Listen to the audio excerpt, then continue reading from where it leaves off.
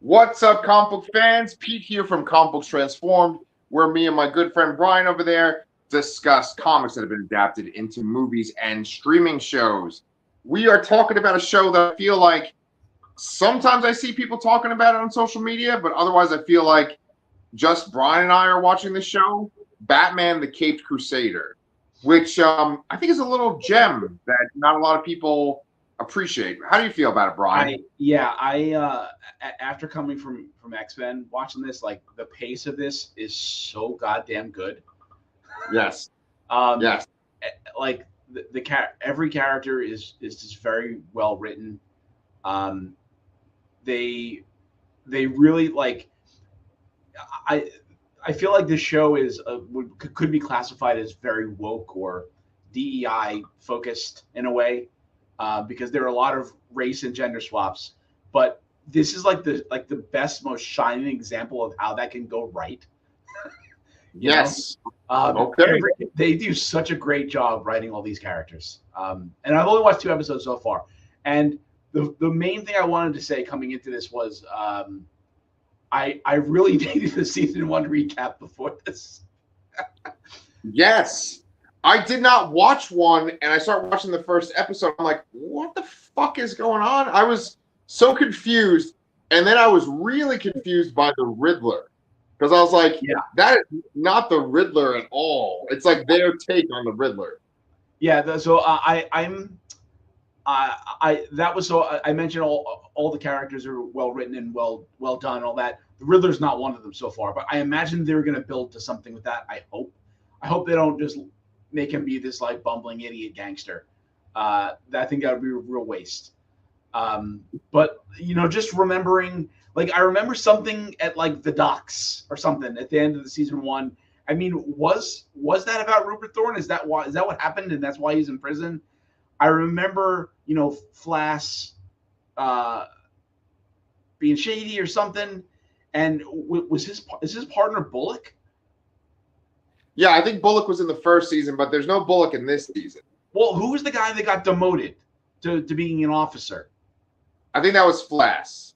No. Flass is the guy that's the new partner of Montoya? So, oh, well, then it has to be Bullock then. I guess it was Bullock? Yeah. Okay. But I don't remember why. No, I didn't remember a lot of stuff in the first season besides the fact that like Harley Quinn was like very different from Harley Quinn. There's this weird episode that was like supernatural, but it had like every single Robin was like an orphan at the same orphanage. Yes. I remember that, he calls Alfred Pennyworth instead of calling him Alfred. And then at the very last episode, he calls him Alfred for the first time. But then in this season, he's just back to calling him Pennyworth. Back to Pennyworth. Yeah. But like I've watched more of this show than the first 2 episodes. I've watched like the first 5, and I have to say that episode 3 and 4 are like dramatically better than these first 2 episodes. Like, I really enjoyed the first 2 episodes. Okay, then you're in for a treat because the subject matter of episodes 3 and 4 are like way better. And yeah, I mean, one of them is like a classic Batman the Animated Series episode where it's like really good. This episode, I actually rewatched the first episode just for this review. So Brute Force. Yeah, Brute Force, right.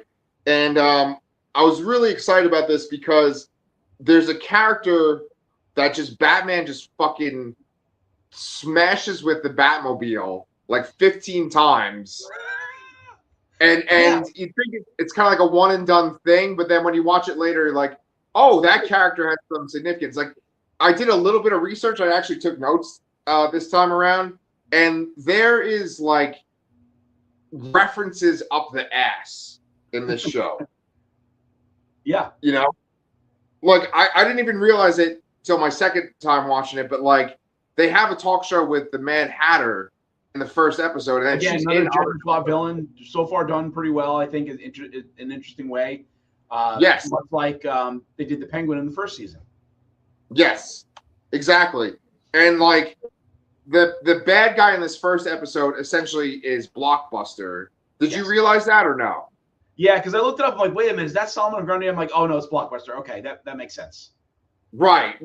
And see, that's one of the interesting things about the show is that the way they design certain characters, you're like, oh, is that supposed to be this character? They look more like this character, but they're calling them this character, and that happens a lot. I don't want to spoil anything, but like the takes of the characters are very different.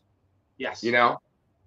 I mean, okay, so like, I mean, just the fucking Riddler. I thought that the guy voicing the Riddler, at first I thought it was James Franco's brother, Dave Franco. Okay.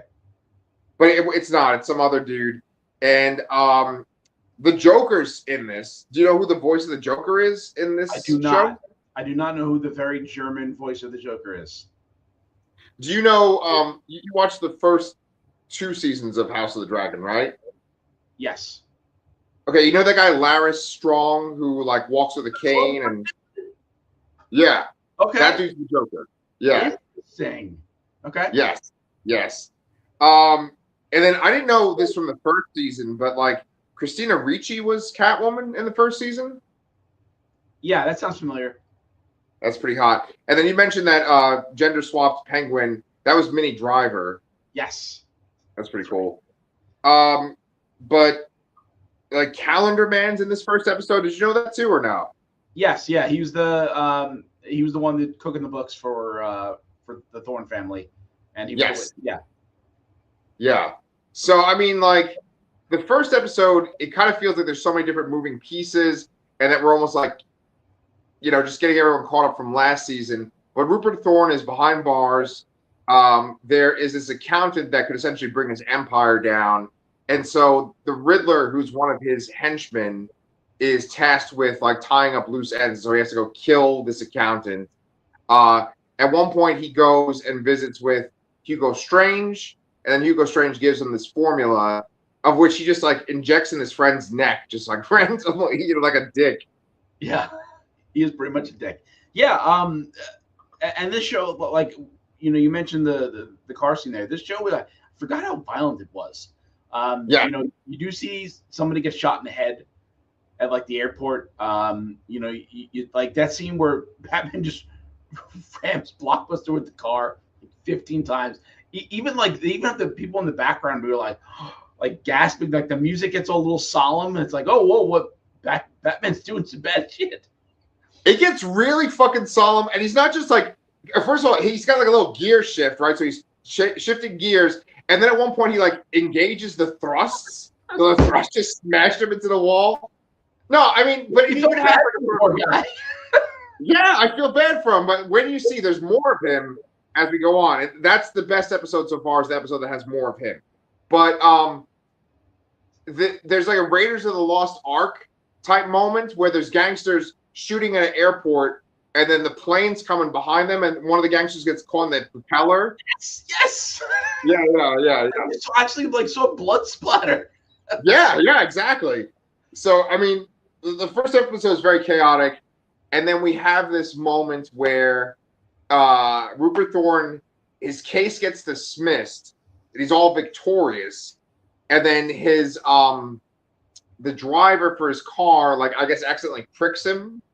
And then we realize that the driver is the Joker. Now, like, what the fuck do you think the Joker is planning in this show? No idea, but I imagine it has something to do with chaos. But he doesn't seem like the regular Joker. Yes, he seems a lot more controlled and deliberate. Like he does have some grand plan here, and again, so I feel like they're. So I've only watched the 2 so far, but I feel like they're going to be doing a good job of building him up throughout the season, because there's also the end scene of the second episode has him kind of collecting all that Blockbuster serum from Hugo Strange. So I feel like they're doing I have a good feeling that they're going to lead up to this right, unlike how we felt about how they handled season 2 of X-Men 97 with Gambit and Apocalypse. Yeah, and you guys can go check out that review too. That's episode 346 of our show. Brian, we're up to 347 episodes of our show. That's crazy, man. That's fucking insane. are you up to date with Absolute Batman or no? No, I've only read the first 2 volumes. I probably should just start buying it. I really want to keep up regularly with that and Wonder Woman at least, because I really like both of those books. And I've read the first volumes of Flash, Green Lantern, and Martian Manhunter. Oh, you read that Green Lantern, Absolute Green Lantern? Yes, yeah. Yeah, I thought that was really good. You don't like that? No, it was pretty good, but I'm wholly more invested in Batman and Wonder Woman than I am the other ones so far. Gotcha. I might put Martian Manhunter at a third, maybe, because it's kind of weird and trippy in a way. I thought it was unique, but I don't know if that continued or not. Okay. Well, I only brought up Absolute Batman because there is an Absolute Joker, and at least the way he's first introduced is that he doesn't laugh. And I was like, oh, are they going with something like that in this? But I have no idea where they're going like that because he doesn't fucking laugh in the episodes that I've seen him in, you know? Okay, interesting. But he makes everybody else fucking laugh. He injects them with his serum. Yeah. Yeah. That's interesting to see. I don't know if they'll go an absolute Batman route. That might be a little too extreme. I've seen the cover with the Joker on it, at least. So, and if it's what I think it is, I can't imagine them doing anything like that. Yeah, because he's like a big fucking Beetlejuice monster. Yeah.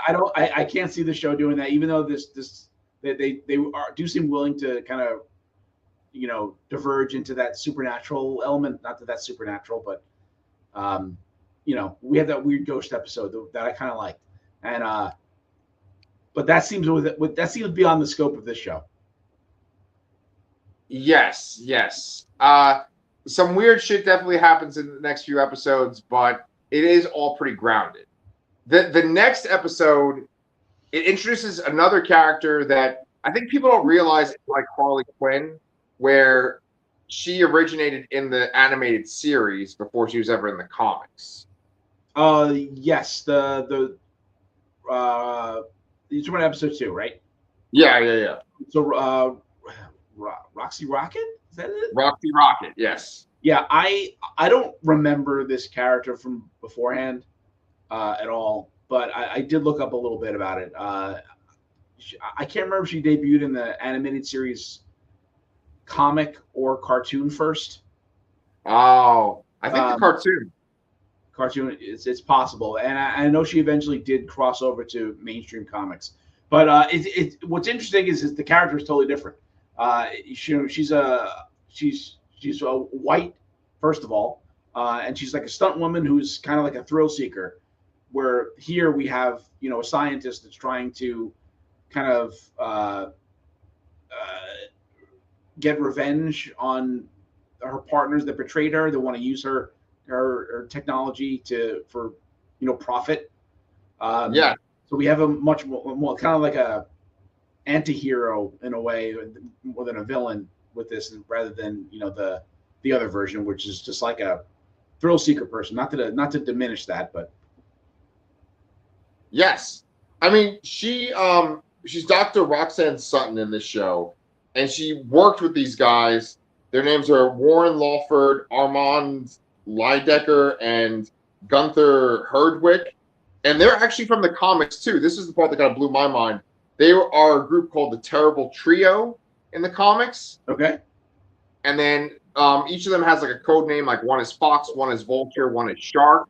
In this, their company is called like Triad Industries or something. Yep. Yeah, that makes sense. Yeah.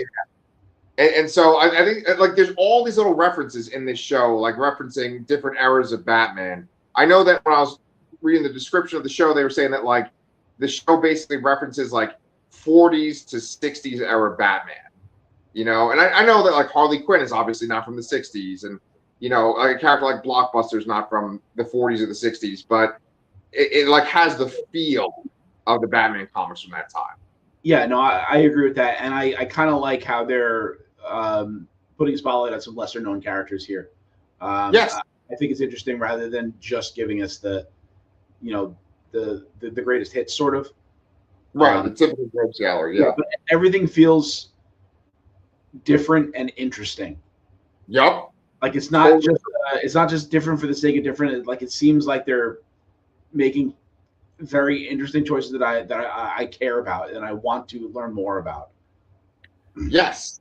And I mean, Roxy Rocket in this, she's totally different, like you said, but even her design is different to where her suit, it looks like when I was a kid, I used to watch this movie. It was like one of those serial movies that was in black and white.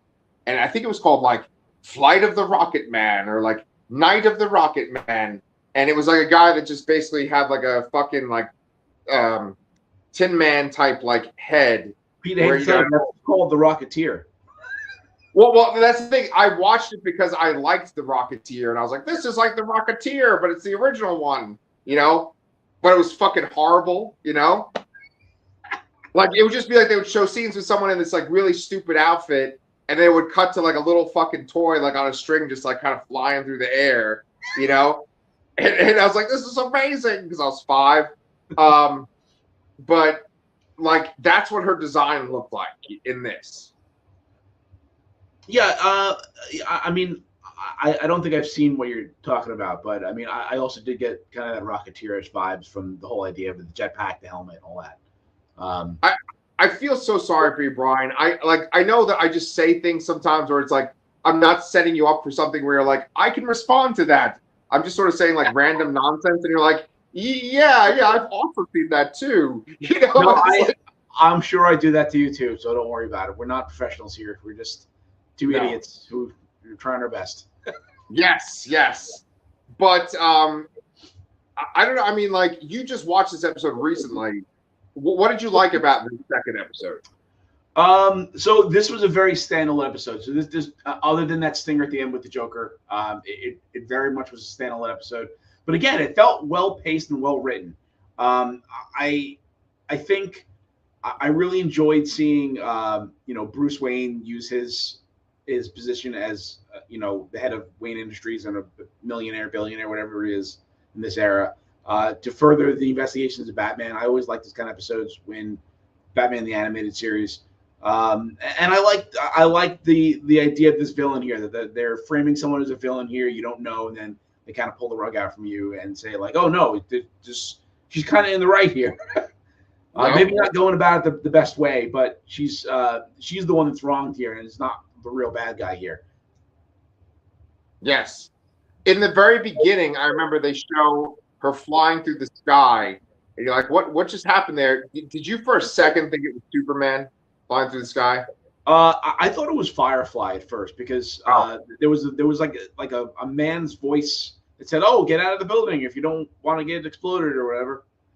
I'd be very interested to see if this show would do Superman or not. Yeah, I feel like they're going to keep it a little more contained. Yeah, I totally agree. I don't think we're going to see like greater DC universe. I think we're just going to see Batman's universe. Yeah, you know. Yeah, and then her. What was that? Which is fine because it's a big universe, just Batman. Right. So I mean, like, she fucking dies at the end of this too. Yeah, I mean, I guess they could always say like, "Oh no, she didn't. She got away." But I don't think they showed a body. They just showed an explosion off in the distance, right? Yeah, like up in the sky, she blows up. Yeah, with their test plane. It was just like Batman watching the rocket explode from far away. It wasn't like close up, was it? No, it wasn't close up. So maybe she'll come back. Yeah, and I mean, like her design, even without her mask on, was cool too, because she kind of had that like shaved head because she had gotten burned. Yeah, one side. Yeah. I don't know. Is there anything else you want to say about these 2 episodes? No, but I also did watch the like kind of upcoming on the season. Yes, there's definitely things I'm excited to see there from that. So looking forward to watching the rest of this, and we're gonna do 2 episodes a week for this, and then we have Lanterns starting this Sunday night. So next week we'll do 2 Cape Crusader and probably 1 Lanterns. I don't know how many they're releasing. I think it is just 1 a week. Yeah, I think it's because it's going to be on regular HBO, so I think it's 1 a week. Yeah, and I'm excited because this is like taking the slot of like the Sunday night HBO prime time, premium cable experience here. So House of the Dragon just finished. I did start watching it. I'm still in the middle of the first episode. So, it's exciting that a DC property is filling that spot there. And I guess Peacemaker was there previously, right? I think just the first season. I don't think the second season was on HBO. Okay. Well, anyway, Sunday night HBO is a prestige time slot. So I think that means that they probably have some level of confidence in it, which is good to me. Yes. Yeah. Well, I am actually really excited, especially after watching those first 5 minutes of Lanterns. Yes. I was like, oh, this is good. What was that? Some bad parenting, though. Yes. Well, it was giving me like Peacemaker vibes in that first 5 minutes. Yeah, man.